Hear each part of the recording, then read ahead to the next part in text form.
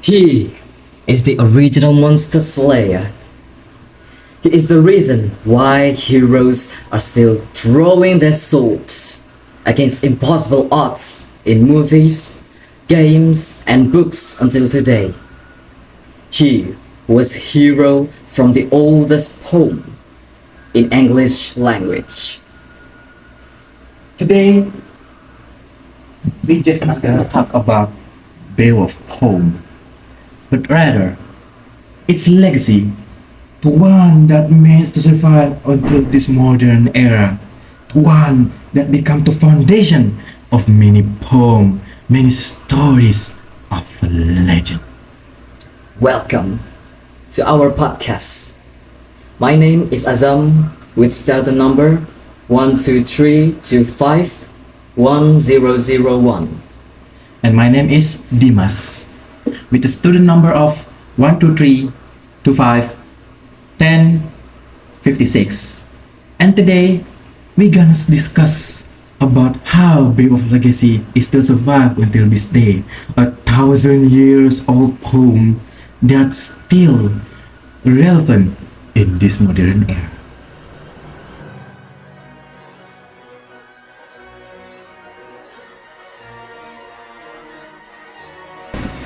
Okay, Dimas.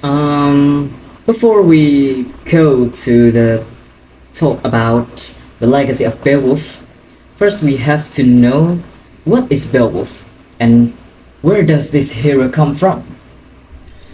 That was a very interesting question you have. So, legacy of Beowulf is an old English poem that English. estimately made in 8 to 11 centuries ago. It contains like 3,182 lines Oh. long. That's so long. Just imagine what the writer have an idea for that. Yeah, The story takes place in Scandinavia. Scandinavia. It's on the northern Europe.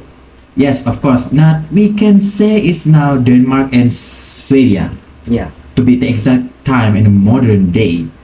Then, the Scandinavia, if we not mistake, is the end of the 5th centuries and the beginning of the 8th centuries. Oh. So, if we revert back when the scientists discovered it was between 8 to 11 centuries, it was the beginning of Scandinavia itself. Oh, Just imagine. that's a cool. So, and there is another fact that this legend exists in only one single original manuscript. And this manuscript has been survived a fire that happened in 18th century. So, the corner of the pages of this manuscript has been burned down and several words inside it is already missing. It is still a miracle that this piece of history still survives until this day. So just imagine that the entire legacy of Beowulf are only depend on this single paper. Wow, I don't even know what to say anymore. Yes. Because it survived even a crazy crisis that almost make it lost in It's centuries. almost impossible to happen. There's no more copies and just only one of it. And just imagine if we lost that one, what the modern day will become. Yeah, it's really, I can't think of it. Whoa.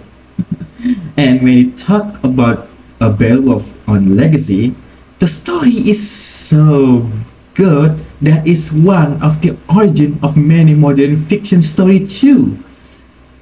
The story is about Beowulf, a warrior from Denmark that be called by a king because they are Grundle, if I'm not mistaken.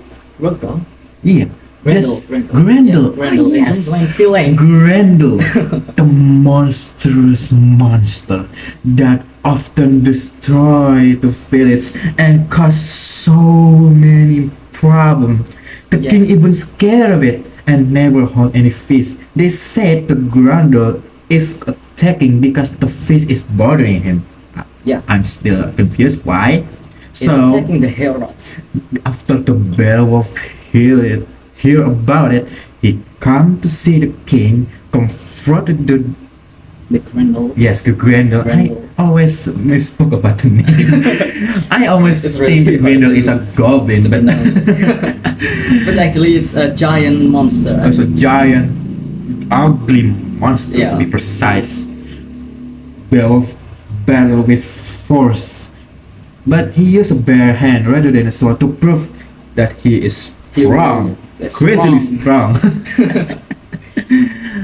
And he took the monster arm as a trophy, and the monster storm ran away back to swamp, And finally bleeding out, and finally die. died. But it's not, the end of the story because the mother, the grandmother, is getting furious and come to the kills revenge. village to taking revenge. At Some midnight, more. she take down the older guard and take the granddaughter's arm. Beowulf that hear this message come and face the granddaughter's mom, but sadly his weapon deals no damage at all until he spot a magical weapon hanging not far from the granddaughter herself. He take the weapon and slash it to the granddaughter's head and kill it on the spot. And then he took the granddaughter's son's head too and took it home as trophy. As the king died, finally Beowulf is chosen as the next king king. of the next era. But it's not end there again. There's still another story about it. Wow, it's long. Yeah, well, it's too long. So the 2,182 lines long is making Yeah, any it's- sense now. Just imagine about it.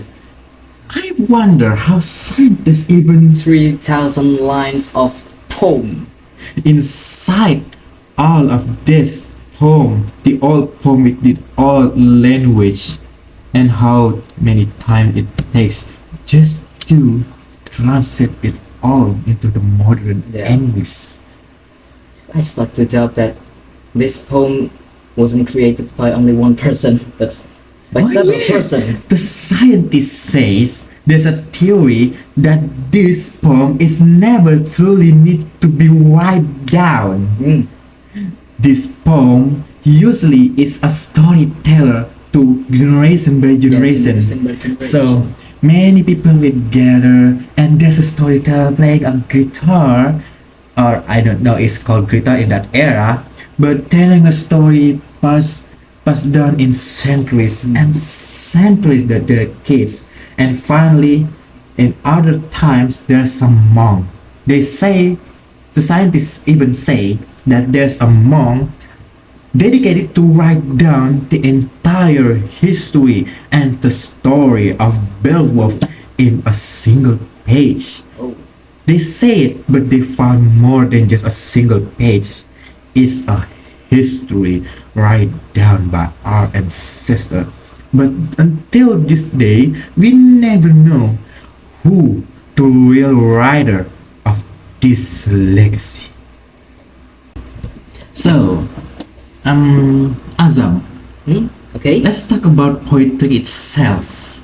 Poetry As I itself. heard about Beowulf legacies, when it comes to its poetry, the poetry contains half of magic, they say. Yeah, especially on this language and writing style. So if you see the original manuscript, the language they use is Old English, or we can say it is a language from the Anglo-Saxon era. So if you see the manuscript, the language they use are very different from the modern English. So But- different, huh? But it has similarity to the Swedish. Still have similarities to the Swedish. Yeah. What kind of similarities they have? Why? Why they seems familiar? They seem similar. It because they came from the same tree of linguistics. It is Proto-Germanic. So, Proto-Germanic has three branches. There are West Germanic, North Germanic, and East Germanic. So, the Old English, it is from the West Germanic, and the Swedish, it is from the North Germanic. That's why they are seem so familiar. And more than that, in the manuscript, in the poems, we can see the use of kennings. Oh, kennings. What is kennings? Oh, a kennings is a a compound phrase consists two words that commonly used in Old English poetry, just like Beowulf, and it is used to replace the common noun.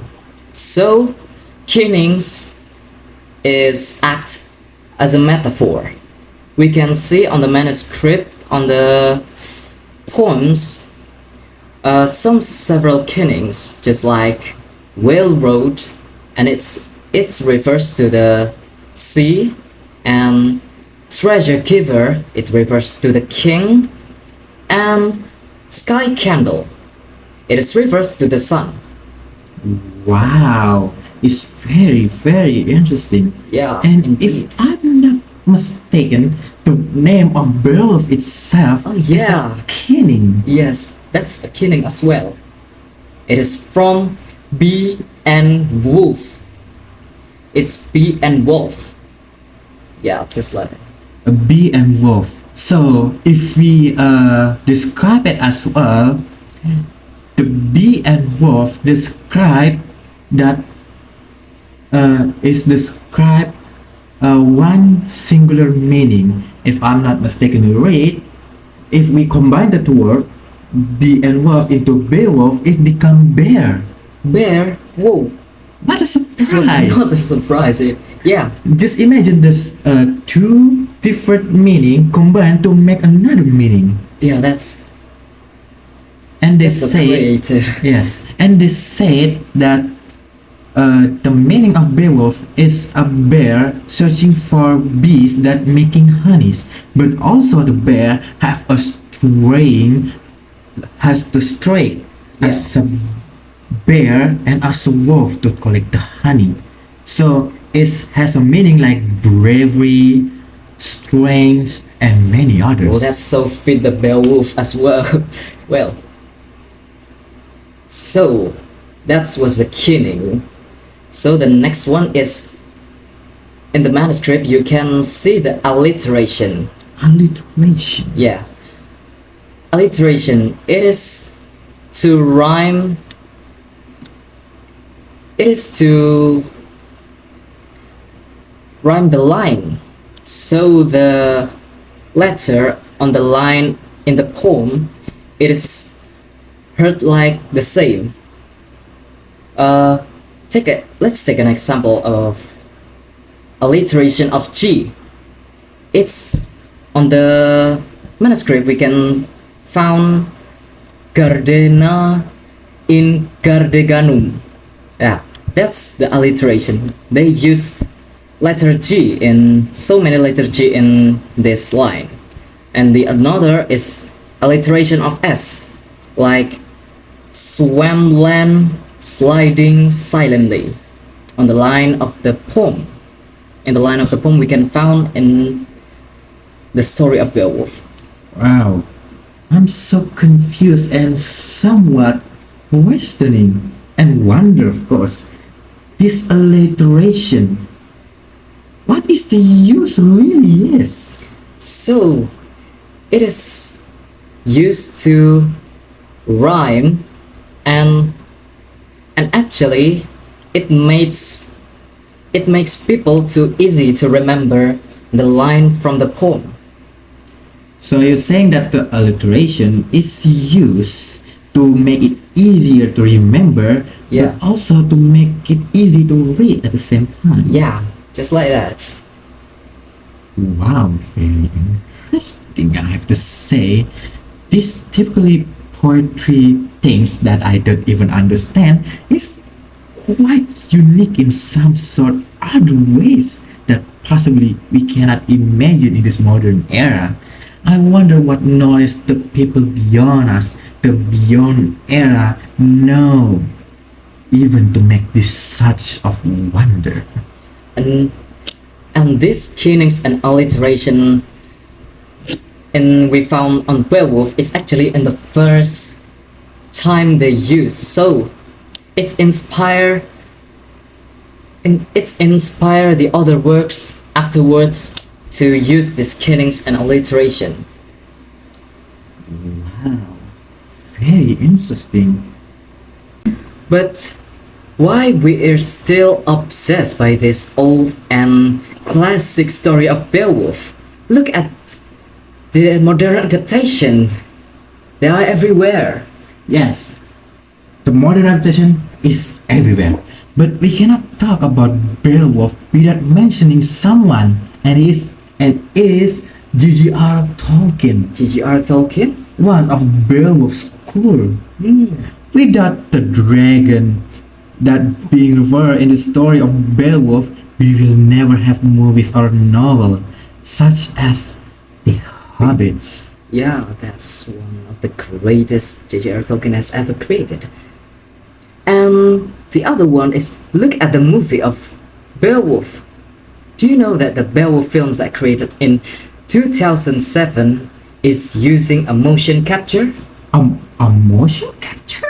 Yes, so this film is actually an animation, but the Wow. technique they used to create this film is too rare and too modern in that era. So if you look the film, it was almost like real person, like a live action, but it actually a live action, but it actually an animation.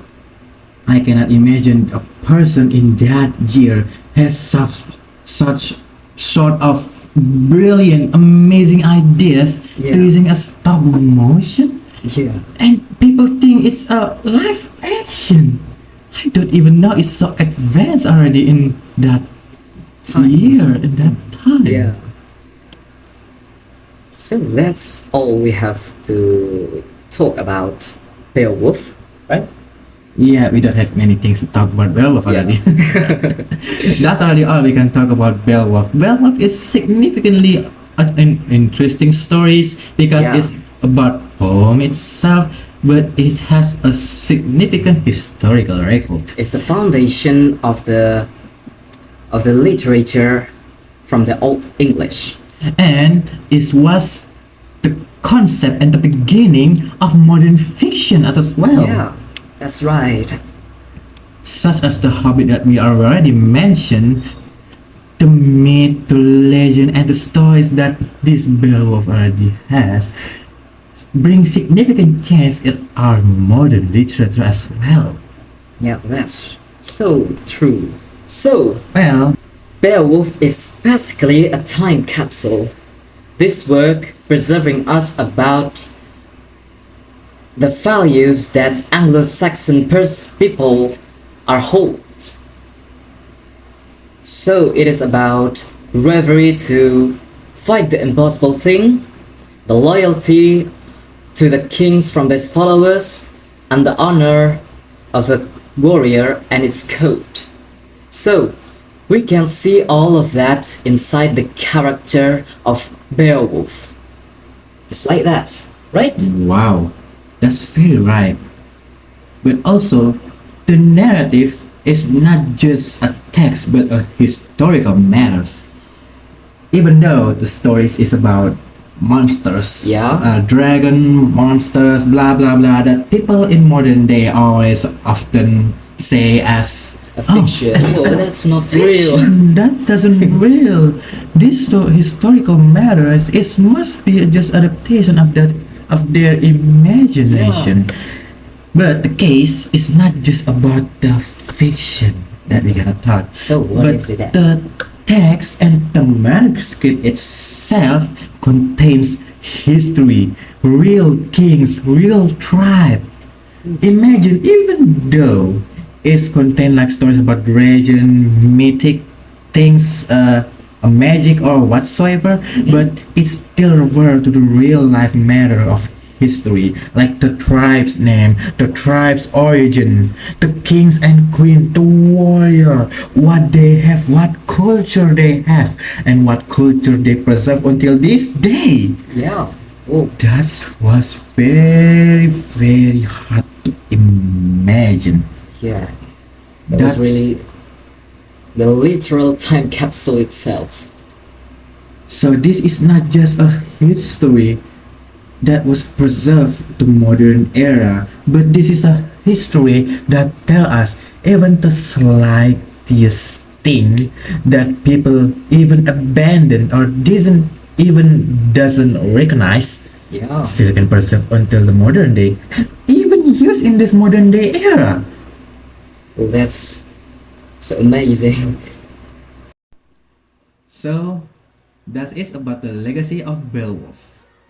Beowulf is not just a sort of historical matters, but the foundation of modern Fiction. fiction. I think that's all we can give to you guys in this podcast episode. My name is Dimas. And my name is Azam. See you again. See you again in the next podcast. If we can. Okay. I hope we